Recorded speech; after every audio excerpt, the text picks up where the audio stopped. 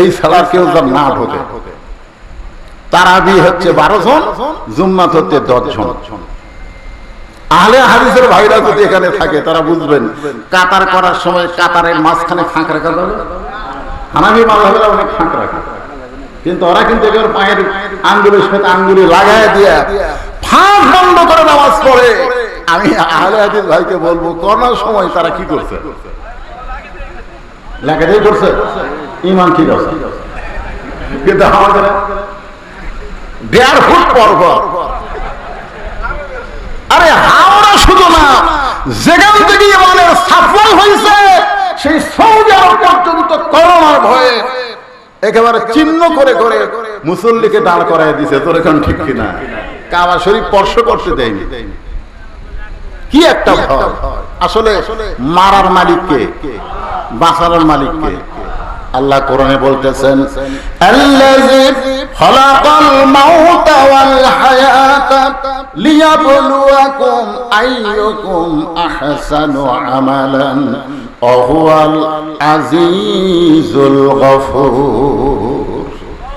ওমর ফারুক বলতেছে, আব্দুল্লাহ, আগামীকাল রাত পোহালেই যে দিনটা আসবে, সেই জুমার দিন মসজিদের মেম্বরে আমাকে খুতবা দেওয়া লাগবে। এই খাটো পাঞ্জাবি পরে আমি খুতবা দিতে আমার বড় শরম লাগতেছে। আপনারা সত্যি করে বলেন তো, যে মুসল্লির গায়ে যা থাকে ইমামের গায়ে কি তা থাকে? মুসল্লি কিন্তু শার্ট পরেও নামাজ পড়তে পারবে, কিন্তু হযরত ইমাম সাহেবেরা কি শার্ট পরে ইমামতি করতে পারবে? মুসল্লি কিন্তু দাড়ি কামিয়ে তেল তালা করে এসে নামাজ পড়তে পারবে, কিন্তু ইমাম সাহেব কি পারবে? তাহলে আপনাদের মনে ইসলাম ইমাম সাহেবের জন্য আলাদা নাকি? বিশ্বাস করেন, একটা ফতুয়া ফেকা থেকে, ফেকা মানে খুব চিন্তা ভাবনা করে। ইমাম মানে নেতা, দরকার ইমাম মানে কি? নেতা, সর্দার। আচ্ছা, আপনাদের ইমাম সাহেব যদি আল্লাহর দল করে আর আপনারা মুসল্লিরা যদি শয়তানের দল করে, ওই ইমামের পিছনে আপনাকে নামাজ হবে? কেন হবে না? খালি কাতার সোজা করলে হবে না। ইমাম সাহেব যিনি আপনার নেতৃত্ব দিচ্ছেন মসজিদে, উনি যেন সমাজের নেতৃত্ব দিতে পারেন, এইটা যেদিন থেকে মেনে নেবেন সেই দিন থেকে আল্লাহর কোরআনকে গ্রহণ করা হবে। জোরে কোন কথা ঠিক কিনা? যেই কথাটা আপনাদের বলতে চাচ্ছি, ফাদখুলি ফি ইবাদি ওয়াদখুলি জান্নাতি। ওমর ফারুক বললেন, আব্দুল্লাহ, এই ছোট পাঞ্জাবি পরে খুতবা দিতে আমার বড় শরম লাগতেছে, তাই তোর পাঞ্জাবি আমাকে দান করে দে। আব্দুল্লাহ বলতেছে, গভীর রাতে আমার পাঞ্জাবি আমার বাবাকে দান করার কারণে বাবার পাঞ্জাবি আমার পাঞ্জাবি একত্র করে বাবা লম্বা জুব্বা বানায় খুতবা দেয়।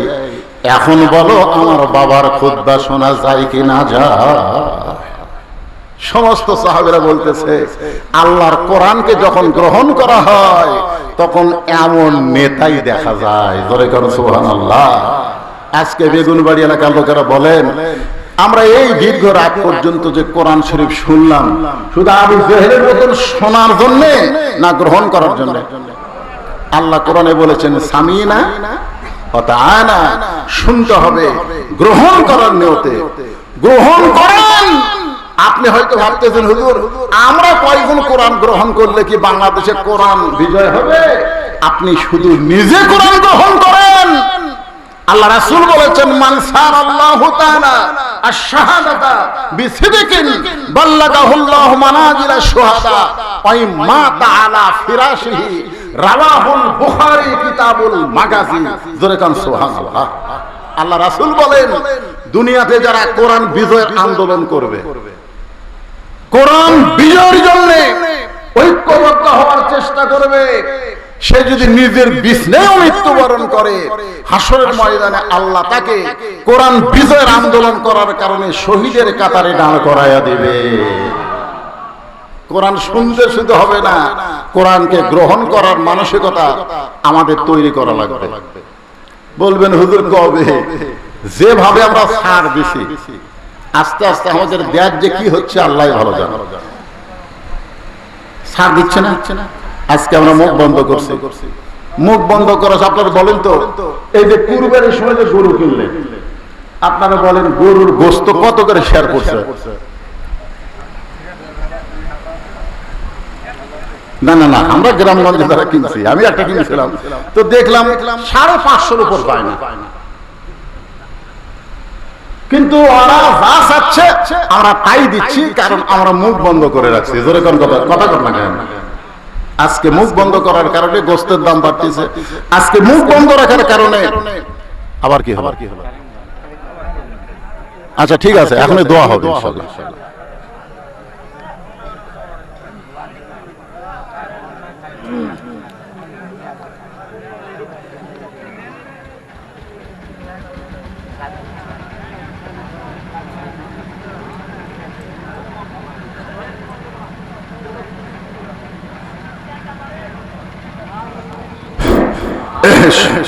এখন মোনাজাত হবে, দোয়া হবে, কারণ রাত 12:30 বেজে গেছে। বেশি রাত করে ফজরের নামাজ কাজা করলে চলবে? আমরা সবাই ফজরের নামাজ আদায় করবো ইনশা, সবাই বলেন ইনশা। হ্যাঁ, কারণ এই আইয়ুব আলী আনসারী সাহেব মাহফিল করার কারণে, বেশি রাত করার কারণে যদি ফজরের নামাজ যারা নিয়মতে পড়ে, আজকের দিনে যদি ওয়াজ শোনার কারণে ঘুম থেকে চেতন না পায়। আমার এলাকার এক মুয়াজ্জিন সাহেব কোনোদিনও ওয়াজ শোনেন না। আমি একদিন জিজ্ঞেস করলাম, সা ওয়াজ শোনেন না কেন? ওয়াজ শুনবার গেলে আজানে যদি চেতন না পাই, তোমরা তো আমি আজান দিলে চেতন পাও, তারপরে বলছি যে আসো, কিন্তু আমাকে চেতন করে কে? চিন্তা করে। তো এই জন্যে আমরা বেশি রাত করবো না। যে কথাটা বলতেছে এই আয়াতের এই অল্প সার সঙ্গে বলে আমি শেষ করতেছি। ভাইজান, বিরক্ত করার জন্য আপনাদের কাছে আসি না। এই ছেলেরা পিছনে বসা করো। আজকে মুখ বন্ধ রাখার কারণে রাসেল ভাইপার আসতেছে, কিন্তু স্টার জলসা, জি বাংলা অনেক আগে আসেনি। জোরে কার আসছে কি আসে নাই? আপনি সত্যি করে বলেন তো, আপনার বউ কি আপনার কন্ট্রোলে আছে? সত্যি করে বলেন। যারা ডিশের লাইন আছে যাদের এলাকায়, আপনার এলাকায় আছে, তাহলে এই দুইটা চ্যানেল মহিলারা দেখে। আপনি যদি যায় আজকে বলেন যে ওয়াজ শুনলাম রে, মান তাশাব্বাহা বিকওমিন ফাহুয়া মিনহুম, যে যাকে অনুসরণ করবে তার সঙ্গে কিয়ামত হবে, আসর হবে।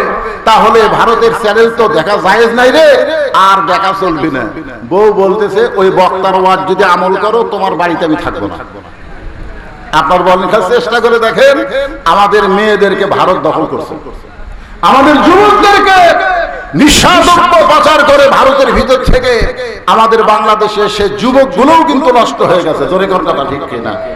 আর সবচাইতে এই যে মোবাইল, এই মোবাইল আমাদের যুব শক্তিকে একেবারে অপশক্তি, একেবারে খারাপের দিকে নিয়ে যাচ্ছে। বিশাল একটা ষড়যন্ত্র চলতেছে। যাই হোক, পরশুদিনে একটা খবর পাইলাম আমার ফেসবুকে, এটা আমি আবার ছাইড়া দিছি, যে 25 সালে এমন একটা আক্রমণ আল্লাহর পক্ষ থেকে আসতেছে দুনিয়ার উপরে। এই যত নেটওয়ার্ক আছে, মোবাইল আছে, সমস্ত কিছু বন্ধ হয়ে যাবে, এরকম একটা খবর দিয়ে দিছে। কারণ বেশি পাপ হয়ে গেলে আল্লাহর গজব আছে না না? যেরকম আছে না? অবশ্যই গজব আছে।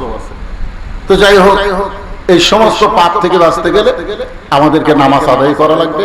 আর নামাজের মূল নামাজ হচ্ছে ফজরের নামাজ। জোরে কোন কথা ঠিক কিনা? যে নামাজ জামাতে না পড়লে, বাড়ির মধ্যে পড়লে মুনাফিক, আর জামাতে পড়লে মুসলমান।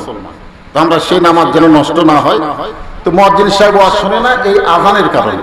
আমরা আজকে বেশি রাত করবো না এই ফজরের কারণে। জোরে কোন ঠিক কিনা? ভাইজান, শেষ কথা,